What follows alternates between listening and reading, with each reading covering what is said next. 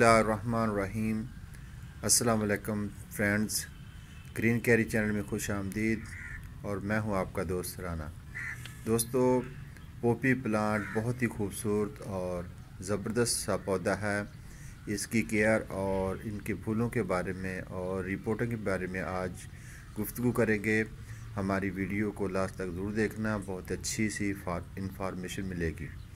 दोस्तों, ये आज हमारे गार्डन में पहला फूल ब्लूम किया है, बहुत ही प्यारा है, खूबसूरत सा है।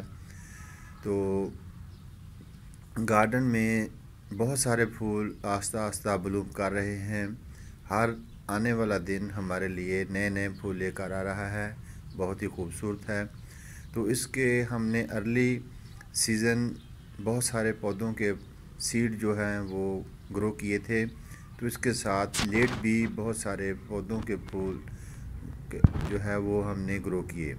तो साथ साथ इसकी ट्रांसप्लांटेशन भी हम करते रहेंगे, रिपोर्टिंग भी करते रहेंगे कि किस तरह इनको सीज़न में ज़्यादा फ्लावर इन पौधों से लिए जाएं। और दोस्तों देखें, ये मेरे पास एक छोटा सा पॉट है जिसमें मैंने सीडलिंग की, लेट सीज़न सीडलिंग की। तो अब इसको रिपोर्टिंग का वक्त आ चुका है। इसमें बहुत सारे पौधे हेल्दी पौधे हैं। अगर हम इसको रिपोर्ट नहीं करेंगे तो यहाँ पर ये मुकम्मल अपनी नशोनुमा अच्छे तरीके से नहीं पाएंगे और इन पर फूल ज़्यादा नहीं आएंगे। तो इनको बेहतर है कि हम अब रिपोर्ट कर दें। तो दोस्तों, इसके साथ मेरे गार्डन में आज बहुत ही ज़बरदस्त सा फूल, सरसों का फूल खिला है।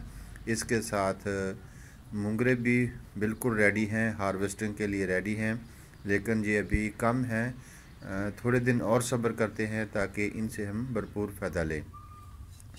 तो दोस्तों, सबसे पहले 5 इंच का जो न्यू पोट है उसको सिलेक्ट करेंगे। साफ़ सुथरे पोट लें। तो इसके अंदर हम एक कैंकरी रखेंगे और इसके अंदर हम मिट्टी डालेंगे। तो ज़रखेज़ मिट्टी का होना बहुत ज़रूरी है। मिट्टी में हम इसमें भालो मिट्टी इस्तेमाल करेंगे। हाफ़ हम इसमें गार्डन सोल इस्तेमाल करेंगे। इस पौधे को ज़्यादा हेल्दी ज़रखेज़ मिट्टी की इतनी ज़्यादा ज़रूरत नहीं होती, ना ही इसको इतनी ज़्यादा खादों की ज़रूरत होती है। तो इसलिए हमें नॉर्मल मिट्टी जो है वो हम यूज़ करेंगे। अगर हम इसके अंदर बिल्कुल सॉफ्ट मिट्टी यूज़ करेंगे तब भी इसके लिए बेस्ट नहीं है, हार्ड मिट्टी भी इसको पसंद नहीं है।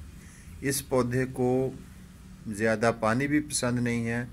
वो सॉइल होनी चाहिए जो वेल ड्रेन हो, अपने अंदर पानी ज़्यादा वक्त तक ठहरा ना सके।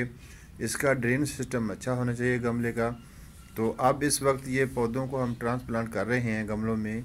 तो इंशाल्लाह ये 2 वीक में फ्लावरों पर आ जाएंगे। इसकी वजह एक ये है कि अब मौसम बहुत तेज़ी से चेंज हो रहा है और आस्ता आस्ता गर्मी की तरफ मौसम जा रहा है। तो ऐसे में इसको हम रिपोर्ट जल्दी से कर देंगे ताकि हम इससे ज़्यादा फ्लावर लें। इसको हम फर्टिलाइज़र अब कोई भी नहीं करेंगे, एक ही दफ़ा इसकी मिट्टी अच्छे तरीके से हम बना देंगे। तो इस तरह दोस्तों, मैंने तमाम प्लांट जो है वो ट्रांसप्लांट कर दिए हैं। इसमें और भी मेरे पास फूलों वाले पौधे थे जो इसके साथ बाहर निकल आए, तो उसको भी हम अलग अलग गमलों में लगा देंगे। तो ये पौधा इतना बड़ा नहीं होता, सिर्फ इस पौधे पर जो फूल आता है उसकी स्टिक ज़्यादा लंबी होती है।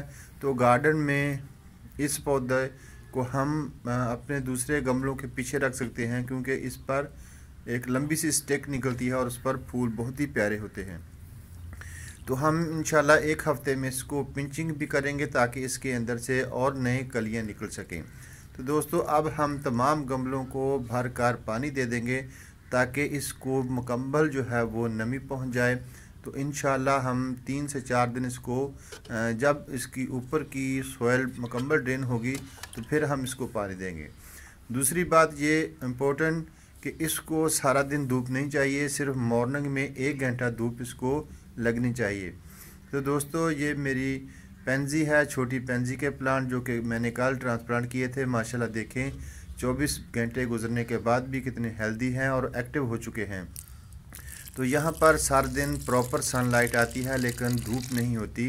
تو اس وجہ سے ہم اس کو 2 دن یہاں پر رکھیں گے، اس کے بعد ہم گارڈن کے کسی اور ایریا میں رکھیں گے جہاں پراپر 3 سے 4 گھنٹے کی دھوپ ڈیلی آتی ہے۔ تو دوستو کیسی لگی آج کی ویڈیو؟ امید ہے کہ آپ لوگوں نے روز کی طرح اس کو بھی خوب سراہا ہوگا۔ اپنے پیارے پیارے کمنٹس جو ہیں ان باکس میں ضرور کیجئے گا۔ تو انشاءاللہ پھر ملیں گے ایک اچھی سی انفارمیشن ویڈیو کے ساتھ۔ تب تک اپنا اور اپنے پیاروں کا خیال رکھیں، ہمیں بھی اپنے ساتھ دعاؤں میں یاد رکھیں، اپنے پیاروں کا ڈھیر سا خیال رکھیں، اپنے گارڈن کا خیال رکھیں، اپنے ارد گرد کے لوگوں کا خیال رکھیں۔ انشاءاللہ پھر ملیں گے۔ اللہ حافظ دوستو۔